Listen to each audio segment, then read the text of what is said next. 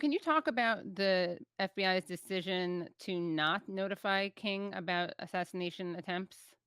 Yeah, they never told him about any of the assassination attempts they'd ever heard about. And, they were one of the death threats. I mean, of course, a lot of people were talking this weekend. I saw amongst more progressive people on Twitter about the infamous smear letter that sent Yes. some tapes of some activities of King and basically said kill yourself if you don't want this to come out. That letter that was written where they, encouraged him to kill himself.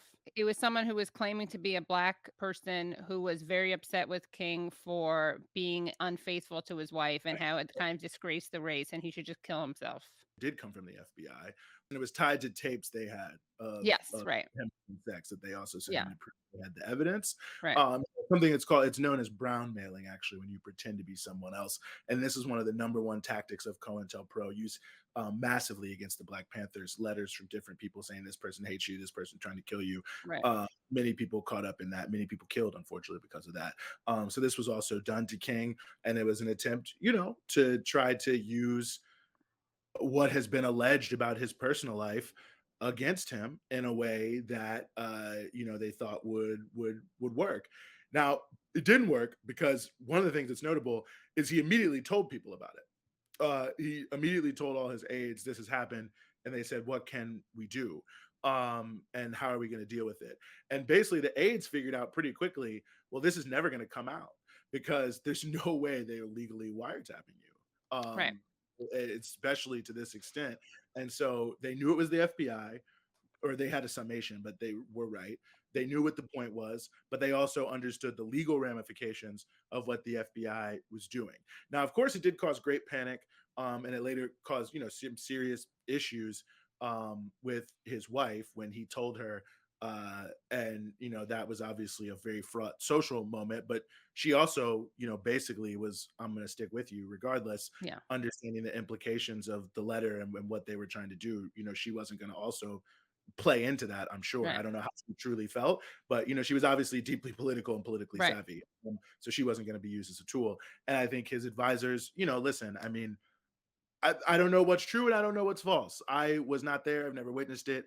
I know what's been written. I know, including what's been written about by some of King's advisors. But if that is true, I don't think he's the first or the last person to have had extramarital sex. So that's for sure. And I doubt he's the first person to be relatively raucous, as has been alleged. Yeah. Uh, so functionally, I'm not surprised that many of his aides were not that shocked, especially at that time where, of course, Look at the I mean, double standards JFK. people were, Yeah. yeah, like no one even really cared. Interestingly, it kind of backfired on them to an extent because then it really gave the movement a very good sense of the depth of the surveillance. Because as many people in the movement will say and have written in books, they always knew they were being surveilled. But it wasn't until that letter and how personal some of those tapes were that they realized, oh, this is like 100% at all times. They're like tapping our phones, they're putting microphones in our houses, in all the hotel rooms. So it gave them to some degree a leg up. Not that it totally stopped it, but at least gave them much more knowledge of how to keep their conversations secure because they recognized there was a higher level of surveillance than they had at least been willing to think about. I think it's important to note that from the point of view of the FBI, King was absolutely the enemy. The civil rights movement was the enemy. Like there is no doubt about it at all. I mean, of course, J. Edgar Hoover wrote the famous Black Messiah memo to not allow a Black leader to reach any significant height. We certainly know the man was a virulent racist. We certainly know that he was doing everything possible to promote and to assist the pro segregation, pro racist forces. We know that he had full knowledge of many of the things. How did they find the bodies of Goodman, Cheney, and Schwerner so quickly? Because the FBI had the Ku Klux Klan so infiltrated. When Viola Liuzzo, the white mother from Detroit, mother of five, who saw the Selma March on TV and drove her station wagon from Detroit to Selma all day and all night long to be a part of the events at Selma, and then who was later murdered on the side of the road by cowardly Klan terrorists who shot her point blank range with a shotgun blast. One of the people in the car was an FBI informant, and he was telling them that the Klan was out there looking to kill people, and they said keep doing your thing. So functionally, I think we have to see the far right Ku Klux Klan activity of that time as an extension of the FBI, because ultimately they were very deeply involved, and even if they weren't planning everything or pushing the button on everything, they were so intimately infiltrated into the Ku Klux Klan and these other far right organizations that without a doubt they were allowing them to act as a terrorist movement to try to terrorize the civil rights movement. And they're doing it on purpose. We certainly know, that they also colluded from the point of view of the famous bloody Mother's Day of the Freedom Riders, where they were in league with Bull Connor to make sure there weren't going to be any law enforcement officials for at least 15 minutes when the Freedom Riders got off that bus, and they were all beaten to nearly an inch of their life. I really encourage people to read Parting the Waters by Taylor Branch and to read the intense brutality there that they were a part of that. So we know for an absolute fact that not only did they not warn King, they themselves were threatening King's life.